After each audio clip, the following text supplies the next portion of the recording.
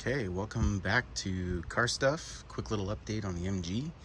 I got all the both the front and both of the front seats are out.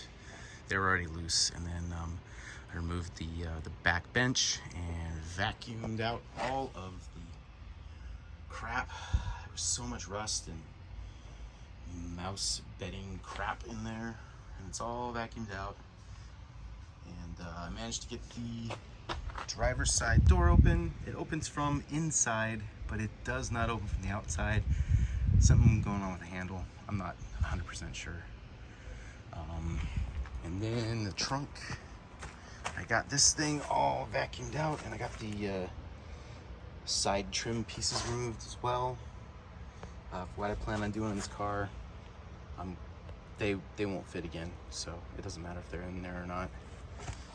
As you can see, this thing is a rusty disaster. This thing has holes in the floorboards, but I think the frame is pretty sturdy. So I've got a rust cutter, and I'm gonna try and recover as much as I can, especially that roof, and then get the rust contained, and then I'll try and pull that engine out, get it set up. I got a carport from my mother-in-law. It's at one of the houses she bought recently. She doesn't need it.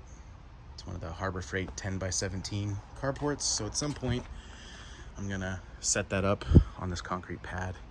Gotta trim some of this tree, but yeah. So yeah, making progress. It's not super fast. This is not gonna be a fast project, but yeah, latest update. Inside's out. I'm gonna leave this stuff out here because it just, and this open for a while because it just goddamn stinks.